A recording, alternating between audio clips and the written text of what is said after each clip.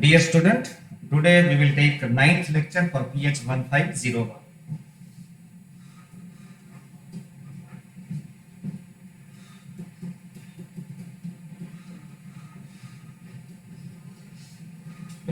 The previous lecture, lecture number 8, we have studied, we have obtained the law of reflection, that the angle of incidence theta 1 is equal to angle of reflection theta 2 using the Fermat's principle. Okay. So in this lecture, we will study the second application of Fermat's principle, that we can prove the law of refraction, that is the Snell's law, we can prove with the help of Fermat's principle. Okay. So second application of Fermat's principle is to obtain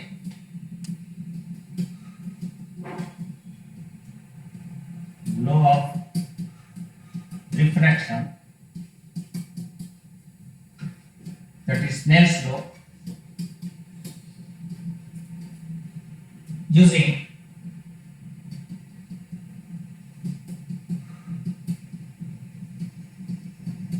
Fermat's principle. Okay. So let us obtain the law of refraction, that is the Snell's law, using Fermat's principle. Okay. You must be knowing the Snell's law, that we have two mediums, in medium 1 n1 sin theta 1, medium 2 n2 sin theta 2. Okay.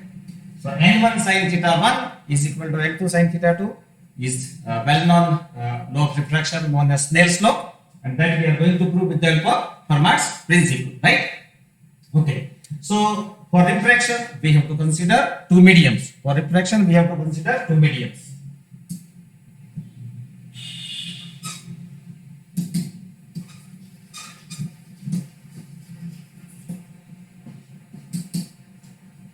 So let us consider medium 1, say air, whose refractive index is n1. We consider medium 1 air. Suppose medium 1 is air whose refractive index is n1. You know very well that the refractive index of air is 1. Okay. Here below this medium, I consider another medium, medium 2.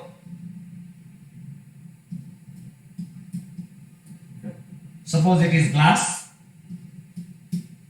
and the refractive index of medium 2 is n2. So in this way I have considered two mediums. Medium 1, suppose it is air whose refractive index is n1. Medium 2 is glass or water. You can take the refractive index of medium 2 glass is n2. Okay. And I draw the surface. Which separates these two mediums.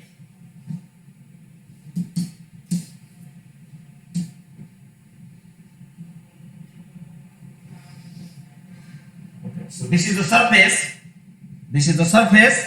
Which separates the upper medium 1, which is air, and lower medium 2 glass. Right. Okay. So this surface which separates the two medium 1 and medium 2 is called interface.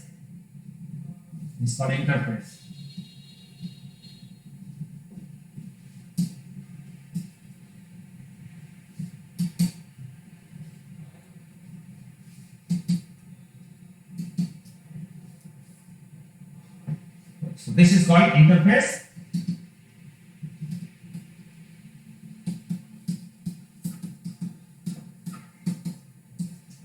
What is the interface? It is a surface separating upper medium 1, that is air, and lower medium 2, that is glass. A surface separating two medium is called interface, which separates the medium 1 air and medium 2 glass. Okay. Now let us consider 2 points A and B in medium 1 and medium 2. So I consider point A.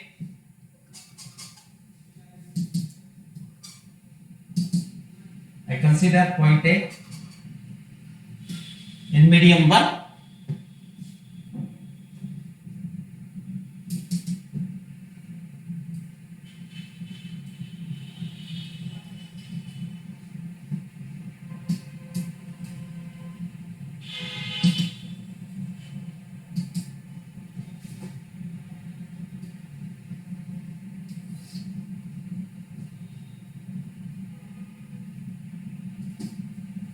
consider point B, let us consider point B in medium 2. So let us consider 2 points A and another point B. Let us consider point A in medium 1 whose refractive index is n1, and we consider point B in medium 2 glass, okay, whose refractive index is n2. Okay. The velocity of light in medium 1 is v1 and velocity of light in medium 2 is v2, right? So speed of light in medium 1 is v1 and speed of light in medium 2 is v2. Okay, so let us write a small paragraph describing this. Okay.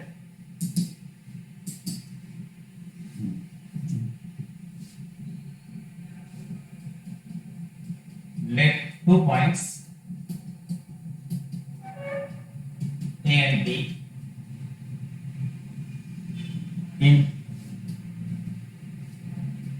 2 different medium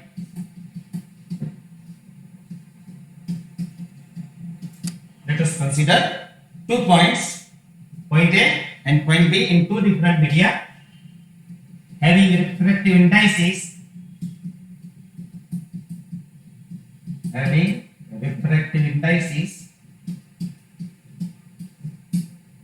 n1 and n2 respectively. Right? So let us consider 2 points, point A in medium 1 and point 2 in medium 2 having refractive indexes n1 and n2 respectively. Okay. So I have considered point A in medium 1 whose refractive index is n1, and let us consider point B in medium 2 glass whose refractive index is n2.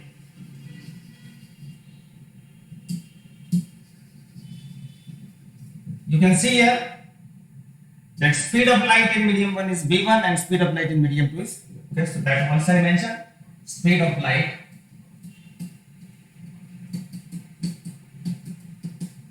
in medium 1 is v1 and speed of light in medium 2 is v2, right?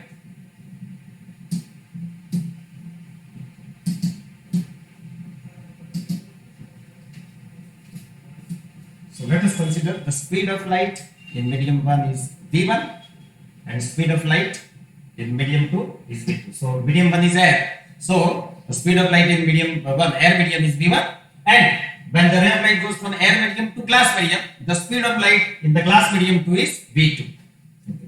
Because you know very well that the speed of light depends on the refractive indices. For different mediums, the speed of light will be different. You also know in rarer medium, the speed of light is more, and in denser medium, the speed of light will be less. Now,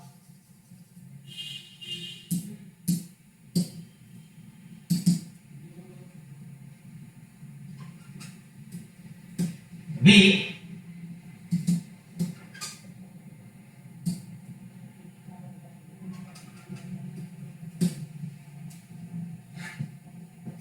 consider the ray of light emitted from point A. It falls on different points of the interface, and after diffraction, because when the ray of light goes from one medium to the another medium, it refracts, means the bending of light. You know very well, when the ray of light goes from a rarer medium to denser medium, it bends towards the normal. You know very well, you have studied in the previous chapters that when the ray of light goes from rarer medium air to the denser medium glass, it bends towards the normal. And when the ray of light goes from denser medium to rarer medium, it bends away from the normal. The bending of the light ray is called refraction. Okay. So we take the ray of light from point A. We take the ray of light from point A.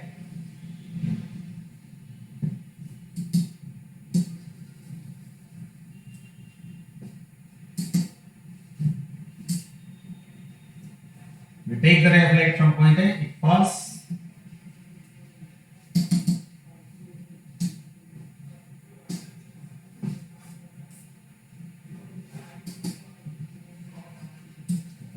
So let us consider the ray of light emitted from point A. It falls on different points of the interface. I am considering one point P.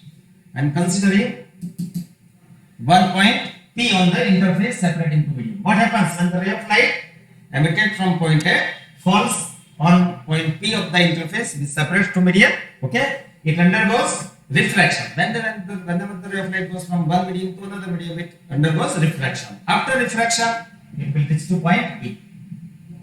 After refraction, it will reach to point P.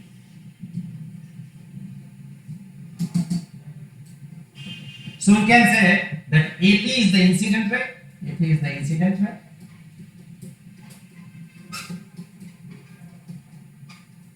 And this PB is called refracted ray. It is called a refracted ray.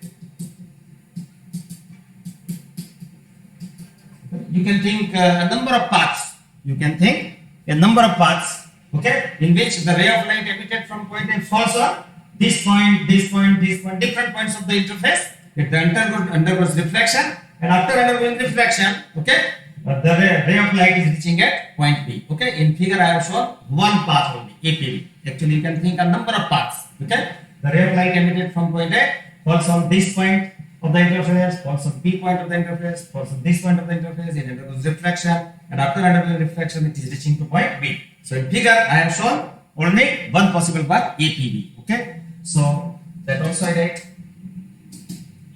To decide possible paths,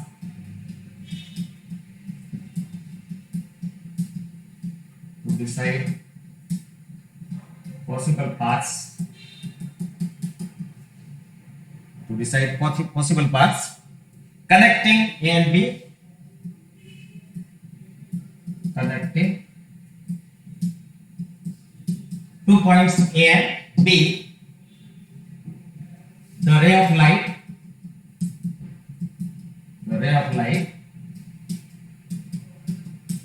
from point A falls on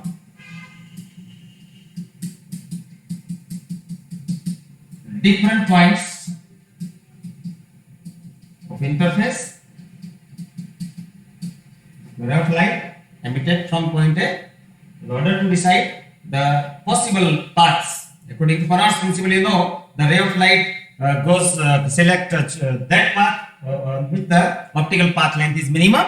Optical path length is minimum, and the time required to travel from point A to B is minimum. So to decide possible paths connecting point A and point B, the ray of light emitted from point A falls on different points of interface, and reaching to point B.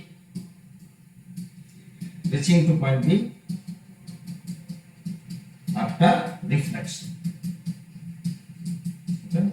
So after undergoing reflection, okay, after undergoing reflection at the interface or surface separating two medium, the ray of light is reaching at point B. So to decide possible paths connecting point A and point B, let us consider the ray of light emitted from point A falls on different points of the interface which separates two medium. The ray of light undergoes reflection at the interface and reaching to point B. Okay, so in diagram I have shown one path APB.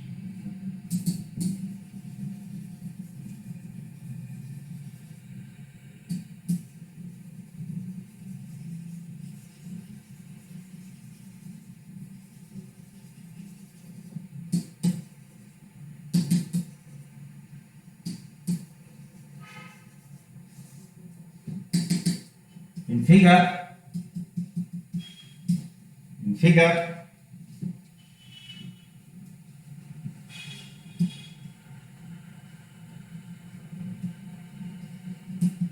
one of the possible paths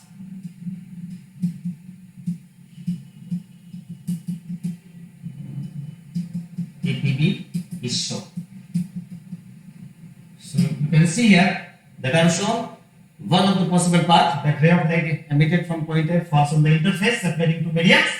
At point B, it undergoes reflection and reaching at point B. So I have shown one possible path APB. It's shown in the figure. Now, this is the normal. This is normal. The angle made by the incident ray with the normal is called angle of incidence theta 1. The angle made by the incident ray, angle made by the incident ray with the normal is called angle of incidence. So theta 1 is called angle of incidence. Angle made by the incident ray with the normal is called angle of incidence. Okay.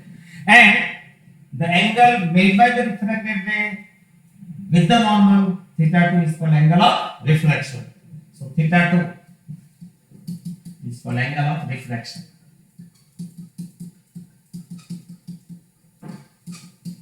Okay.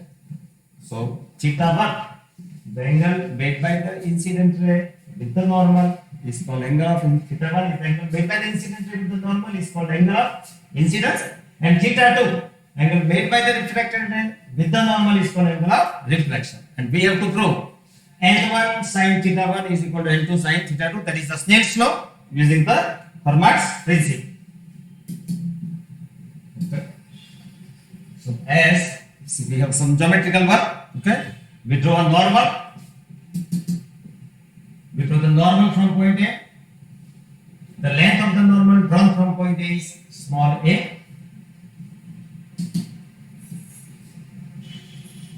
Again, we draw the normal from point B.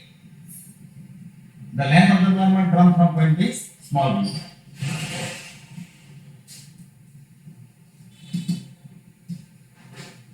Right? Okay. So let us draw a normal. Let us draw a normal from point A on the interface separating two medium. The length of the normal drawn from point A on the interface is A, and draw the normal from point B on the interface separating two medium. The length of the normal drawn from point B is B.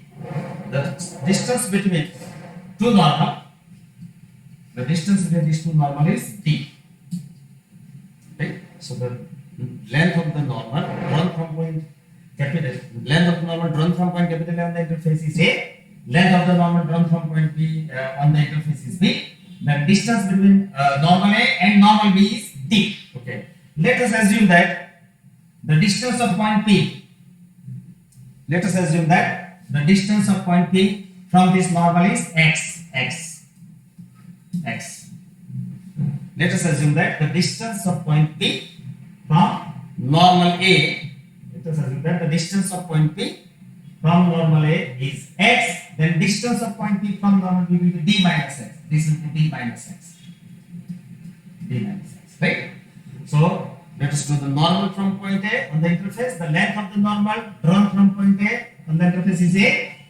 Draw the normal from point B on the interface. The length of the normal drawn from point B is B. The distance between normal A and normal B is small d.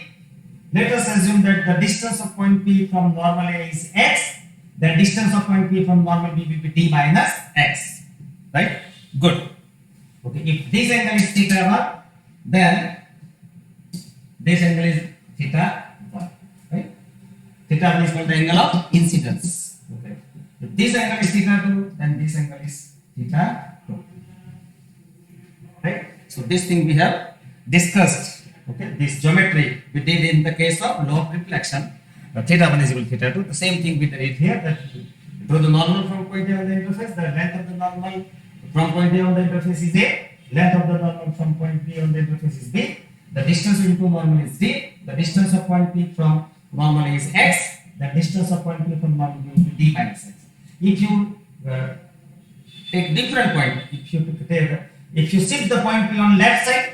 If you shift point P on left side, x will be less, d minus x will be more.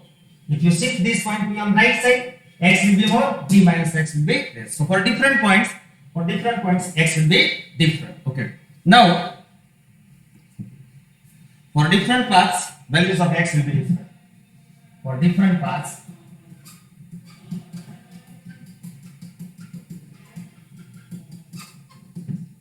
x will be different.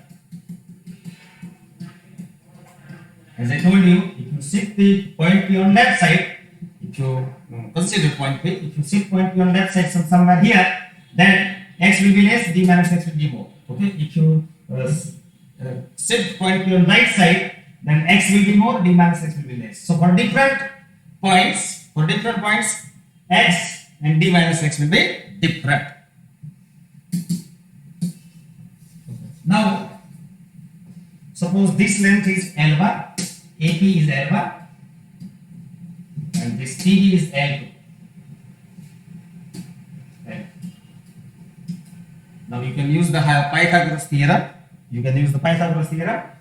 This is a right angle triangle. This is a right angle triangle. In right angle triangle, length of the hypotenuse L1 is equal to under root square of one side is a square plus square of the other side is x square. In this right angle triangle,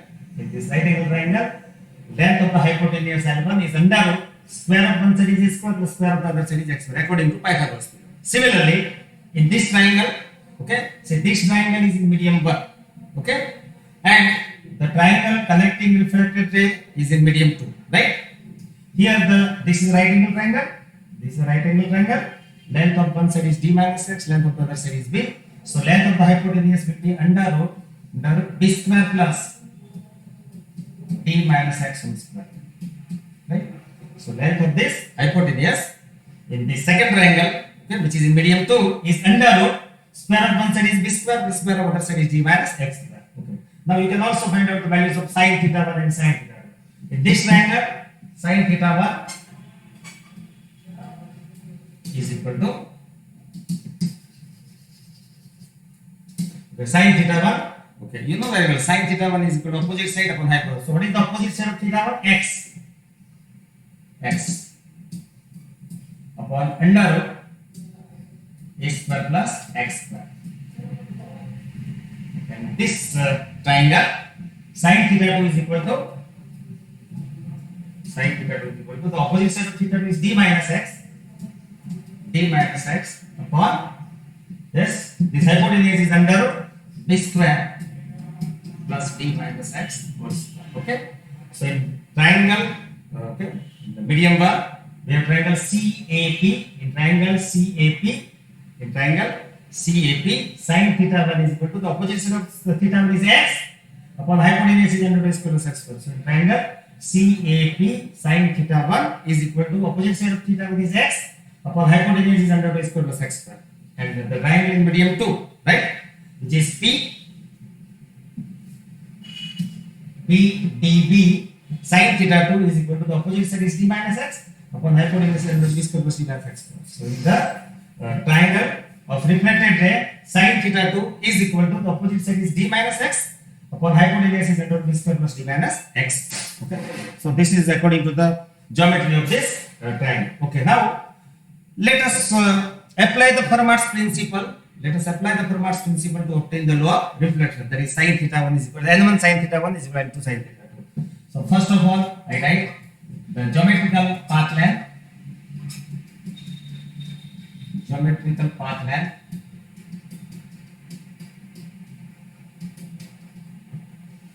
of light ray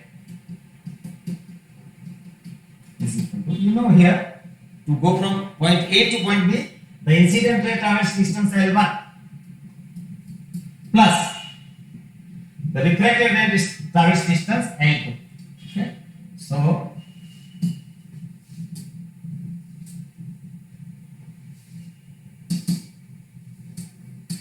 total path length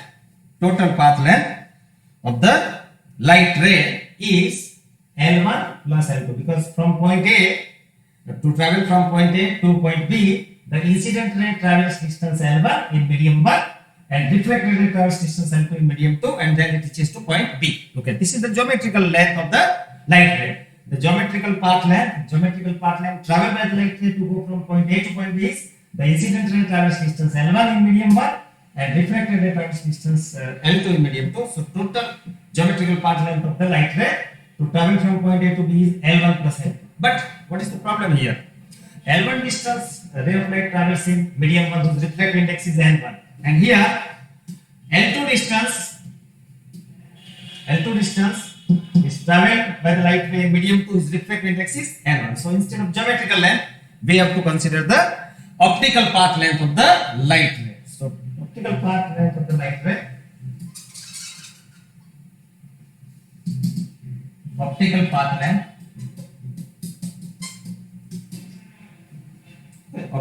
length of the light ray is not L1 plus L2. L1 plus L2 is the geometrical path length, but L1 distance is traveled in medium N1. So I have to write N1 L1, N1 L1 plus, and L2 distance is traveled in medium N2. So it is N2 L2. Right? So L1 distance traveled by the incident ray in medium one whose reflected is L1. So instead of L1, the optical path length will be N1 L1. Okay, and the reflected ray travels distance L2 in medium N2. So the optical path length for the reflected ray will be N2 L2. So the total optical path length of the light ray is not L1 plus L2, it is N1 L1 plus N2, because the incident ray travels distance L1 in medium N1. So the optical path length will be N1 L1 plus reflected ray travels distance N2 in medium N2. So the optical path length will be N2 L2.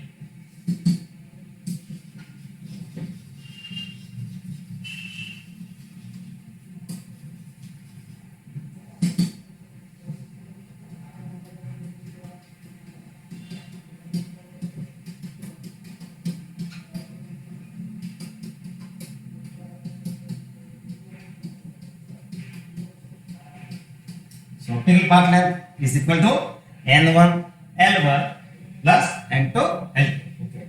Now according to Fermat's principle, okay, as I told you, the incident ray travels distance L1 in medium N1, so its optical length will be N1 L1 plus the reflected ray travels distance L2 in medium N2.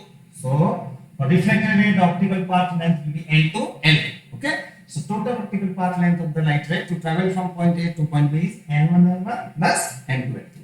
So according to Fermat's principle,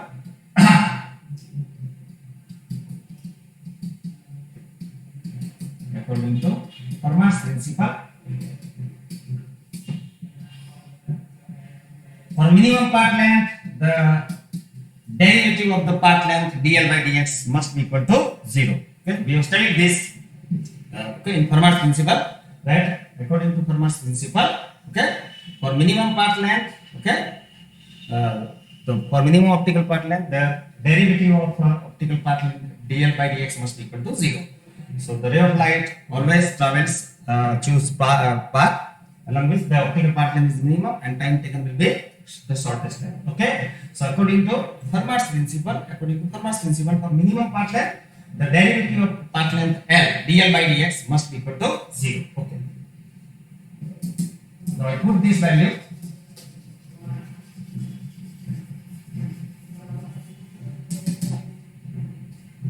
So d by dx. What is the optical path length? The optical path length is this. For incident ray, the optical path length is N1 L1. For reflected ray, it is N2 L2 is equal to 0. Now we substitute the values of L1 and L2. So d by dx L1, yes, what is L1? L1 is this under root, yes, a square plus x square raised to 1 by 2 plus N2. What is L2?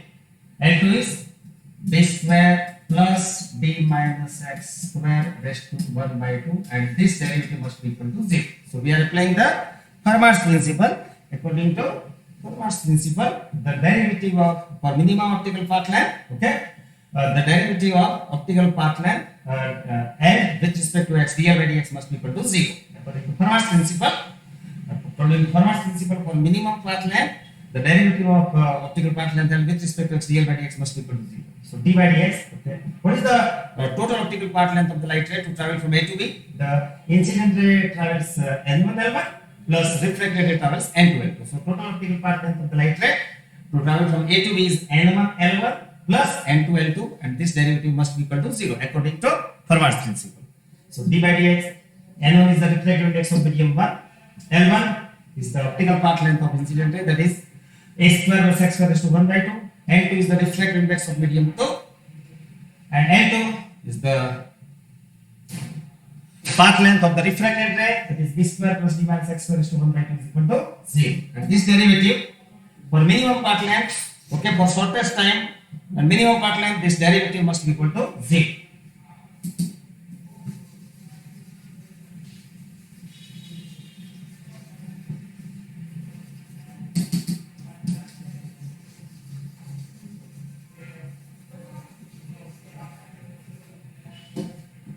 Okay, now you can do the derivative. N1 is constant. N1 is constant. Derivative of a square plus x square is to 1 by 2 that we did in the case of law of reflection. That 1 by 2 a square plus x square raised to 1 by 2 minus 1 will be minus 1 by 2. Now derivative of a square is 0, derivative of x square will be 2x. Once again I repeat, n1 is the refractive index of medium 1 is constant. A square plus x square is to 1 by 2, so power is 1 by 2. A square plus x square is to 1 by 2 minus 1 will be minus 1 by 2. A is constant, so its derivative is 0 and derivative of x square will be 2x. Okay. Plus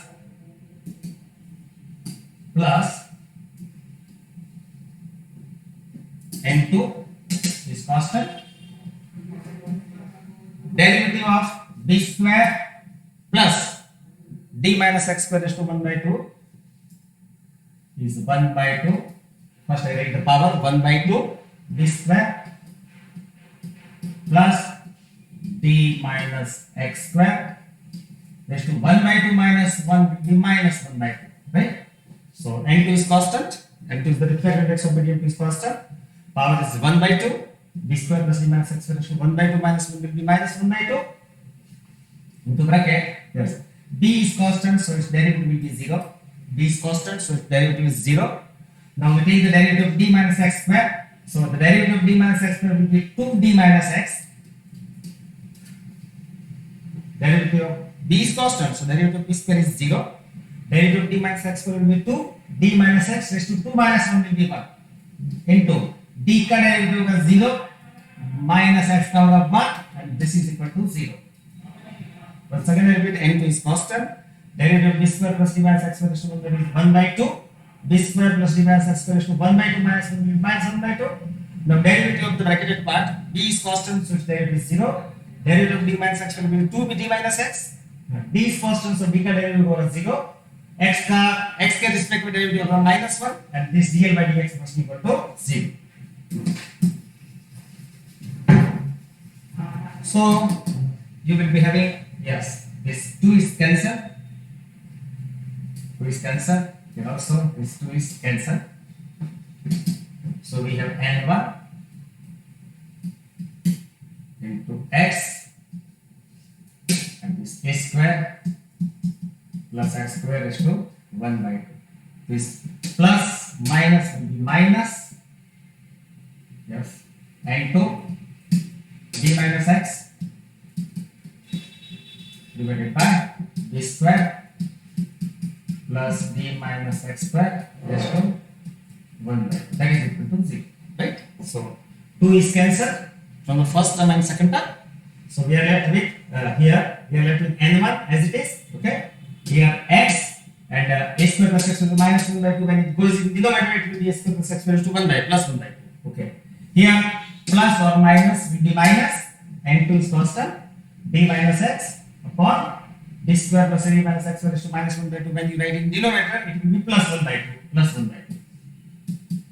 D square plus d minus x is plus 1 by 2 is 1. Therefore, n1 into x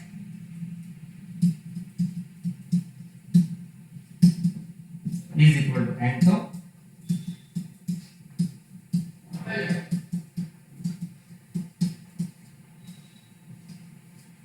right.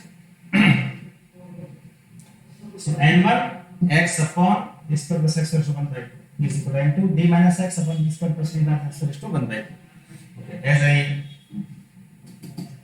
this x upon square plus x square is to 1 by 2 is nothing but sin theta 1. Okay, and this d minus x upon b square plus d minus x is nothing but sin theta 2. Theta 1 is the angle of incidence and theta 2 is the angle of refraction. So we can write here n1 into this x upon s square plus x square is to 1 by 2 is nothing but sin theta 1. Sin theta 1 is equal to n2 and this d minus x upon b square plus d minus x square is to 1 by 2 is nothing but sin theta 2. Sin theta.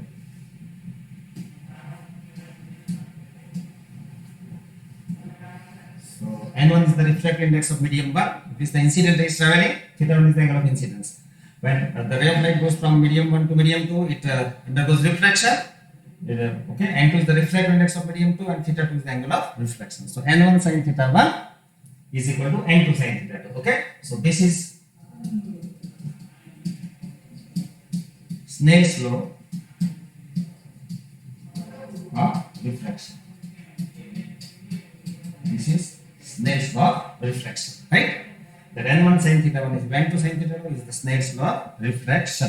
Okay, so we can prove the Snell's law of refraction N1 sin theta 1 is N2 sin theta 2 with the help of Fermat's principle dl by dx is equal to 0. Okay, so this is the end of Fermat's principle and its application. So we have studied the Fermat's principle and its two applications. We have derived the law of reflection theta 1 equal to theta 2 and law of refraction N1 sin theta 1 N2 sin theta 2 with the help of Fermat's principle.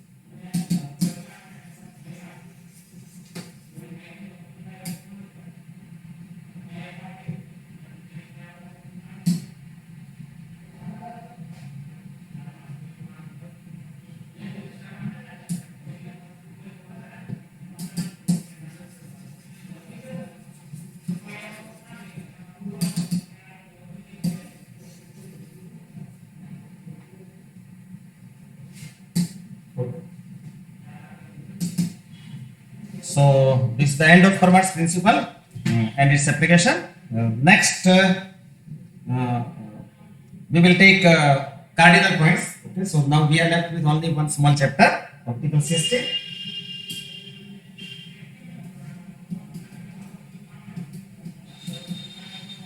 Optical system and cardinal points. Okay. So in this lecture, I will just give you the introduction of cardinal points and optical system. Okay. So the last chapter is optical system and cardinal points. Okay. What are the cardinal points? What are the cardinal planes? Okay, that we are going to discuss in this chapter. What is optical system? Okay. But before that,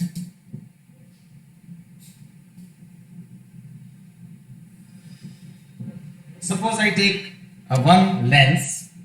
Suppose I take one lens. Well, this is the principal axis.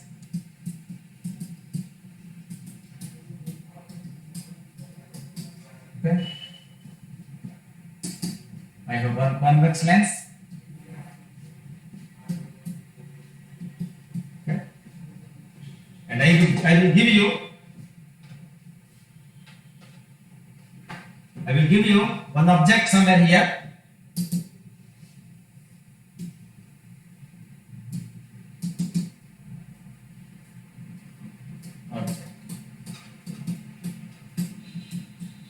So today we just give the introduction of what is optical system and what are the cardinal points. Okay, the detail we will take in the next lecture. Okay, so this is lens L1. Okay, this is the object AB. Suppose you are asked to form the image of this object using a single lens, convex lens L1. How do you do? There are simple procedures you have studied in 10th standard and 11th standard. Okay, that we will take one ray parallel to the axis. This is ray 1. Is traveling parallel to the axis. Okay, when the ray of light traveling parallel to the axis, it undergoes refraction in lens. Okay, and after undergoing refraction in lens, it passes through the focal point. Okay, you have studied this. The ray of light emitted from the top of the object AB is incident on the lens. It undergoes refraction in lens, and after refraction, it passes through the focal point. Okay. Second ray we consider, which travels from the optical point. Okay, the second ray is passing through the optical center. O is called the optical center.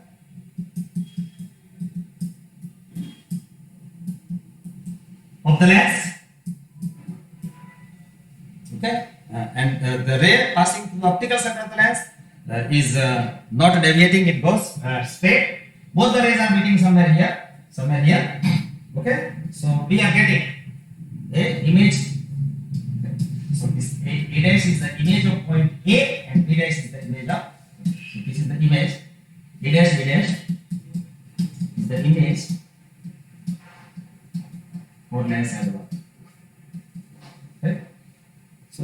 method, you are very much familiar with this method. You are very much familiar with this method. But suppose you are given a single convex lens L1, okay, and you are given object AB. Then we are considering two rays. The ray 1 is emitted from the top of object AB. One ray AB, one ray is emitted from the top of the object AB. Okay, it travels parallel to the axis. Okay, and it is a fundamental law that when the ray of light traveling parallel to the axis, after reflection it always passes to the focal point. F is a focal point. Okay, so let us consider a single lens L1. Okay, and in order to form the image of the object AB, we take two rays. The first ray is emitted from the top of the object AB traveling parallel to the axis. It undergoes reflection in lens L1, and after reflection it passes to the focal point. Second ray I am taking from the optical center of the lens. Second ray I am taking from the optical center of the lens, and when the ray of light is incident on the optical center of the lens, it does not deviate, it directly goes, it goes straight.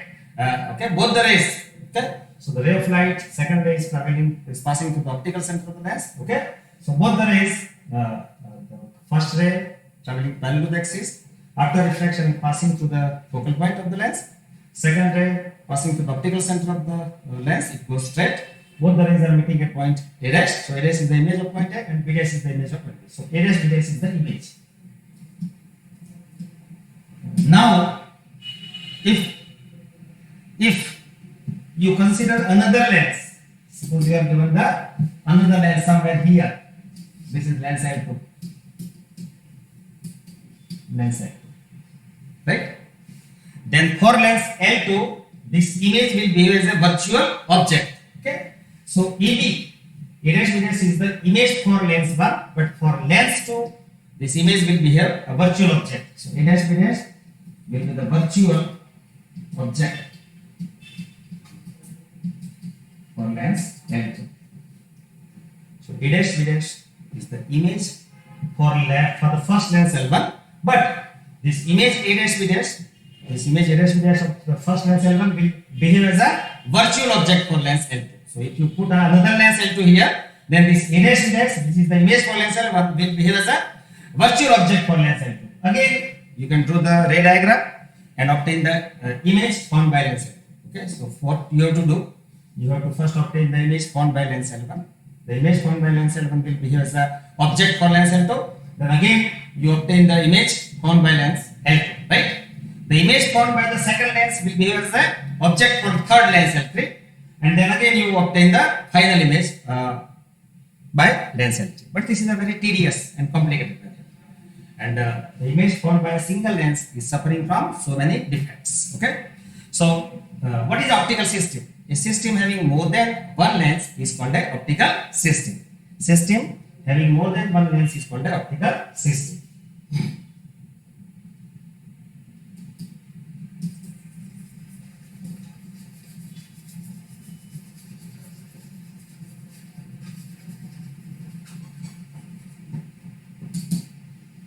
So first I give the definition of optical system.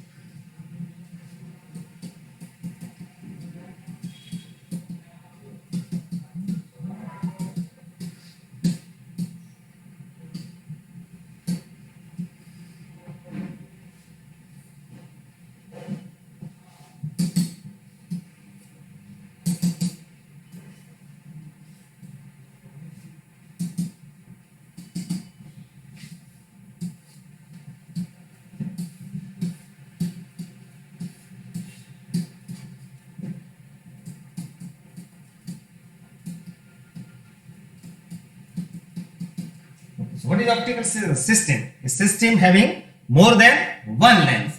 System having more than one lens. I have shown three lenses, L1, L2, L3. As I told you in the previous figure that the image formed by lens L1 will behave as object for lens L2.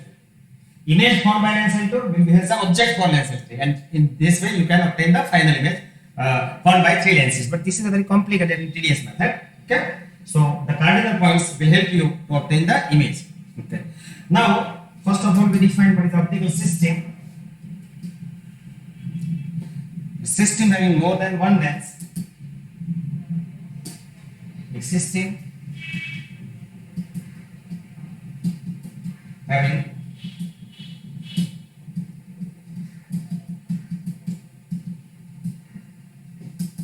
than one lens, a system having more than one lens, and a system having more than one lens and common principal axis.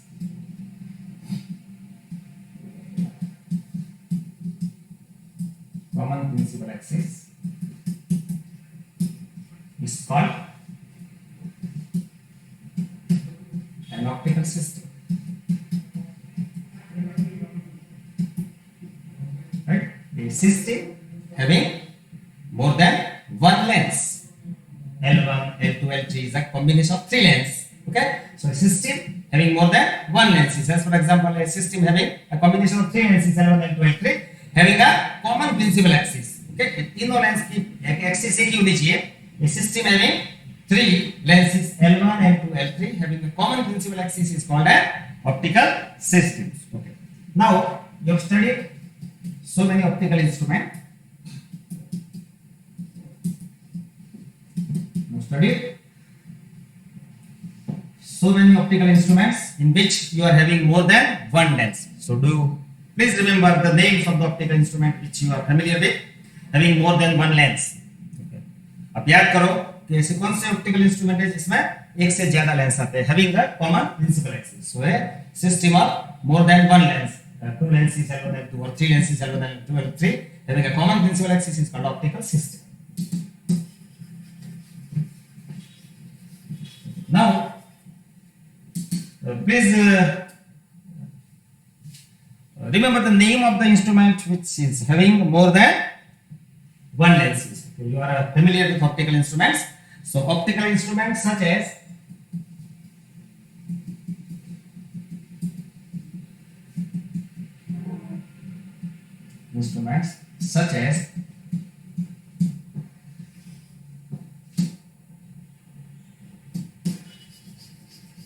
optical instruments such as you are familiar with telescope.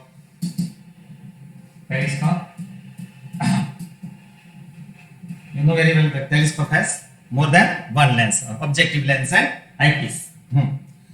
So you are familiar with telescope, then microscope.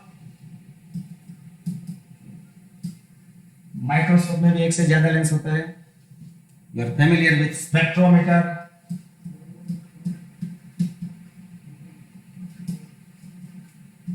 You are familiar with camera. You are familiar with binocular.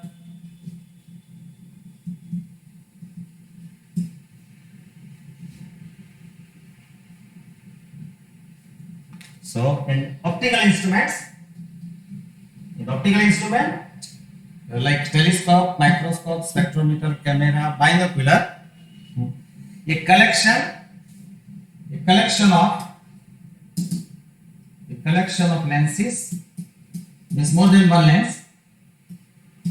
Collection of lenses are employed. Collection of lenses are employed for forming the image of an object. For forming image of an object. Right?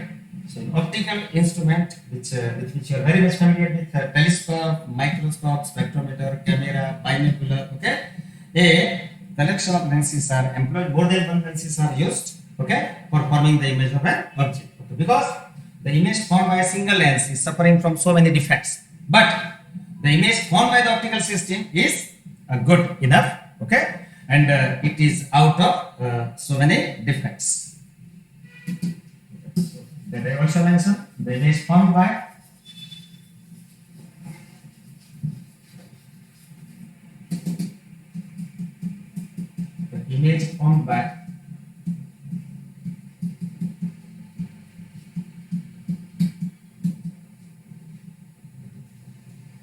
coaxial optical system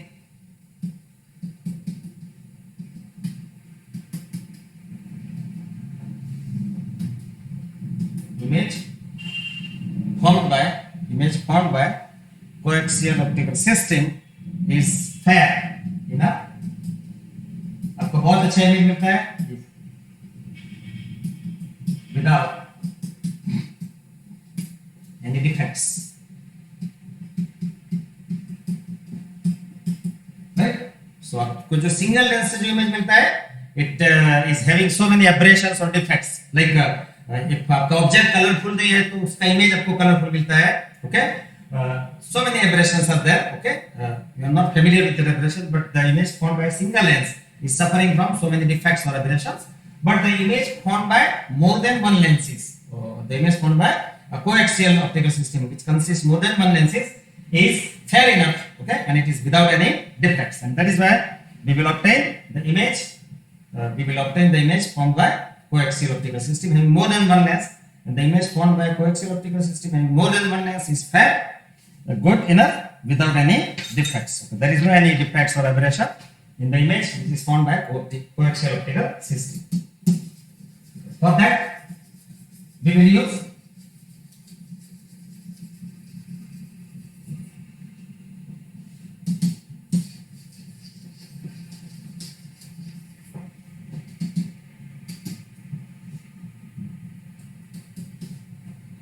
so for that we have to study cardinal points. Okay, in order to form the image by coaxial optical system having more than one lens. Okay, we will use cardinal points for optical systems. Okay, so there are 6 cardinal points. There are 6 cardinal points.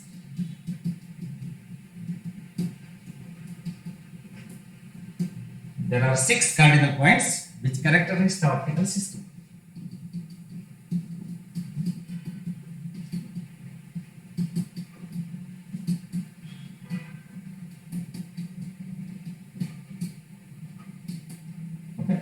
So there are 6 cardinal points. We are going to study 6 cardinal points which characterize the optical system having more than one lens. Okay. So I give the name of 6 cardinal points which we have to study. Number 1, 2 focal points.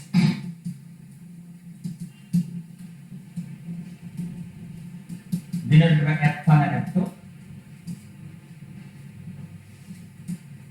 There are 2 focal points, F1 and F2. Second one, 2 principal points.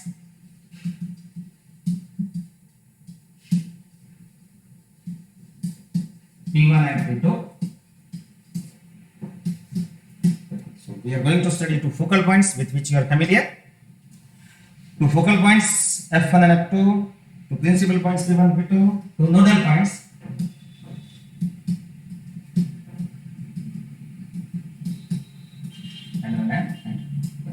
So we study step by step. First of all, we study the characteristics of focal points. Then we study principal points and then nodal points. So there are 6 cardinal points which characterize the optical system having more than one lenses. There are 2 focal points denoted by F1 and F2, 2 principal points P1 and P2, and 2 nodal points N1 and N2. These 6 points are known as cardinal points. These 6 points are known as cardinal points. These 6 points, like this group of 6 points, are known as cardinal points of an optical system.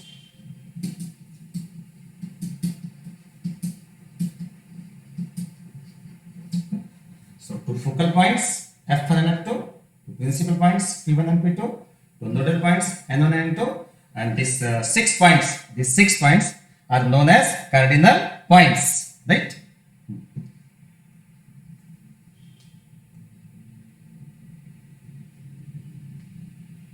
Okay, so 2 focal points F1, F2, 2 principal points P1, P2, and 2 nodal points N1 and N2, which characterize the optical systems, are called cardinal points of optical systems.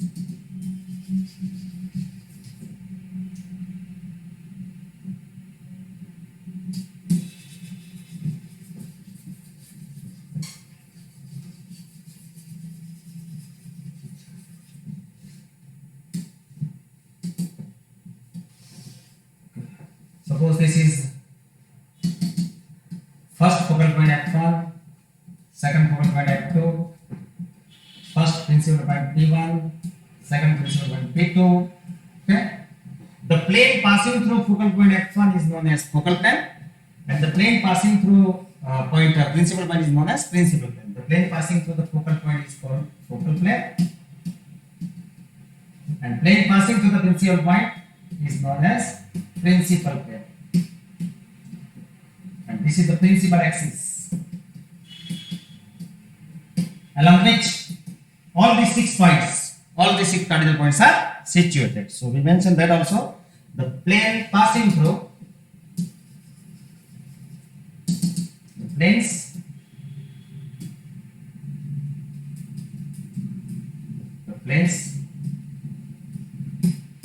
passing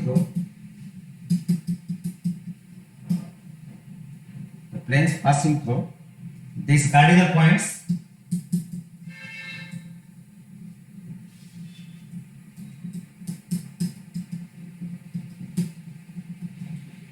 and perpendicular to axis planes passing through these focal points and principal points and nodal points, okay, and perpendicular to the axis are known as cardinal planes.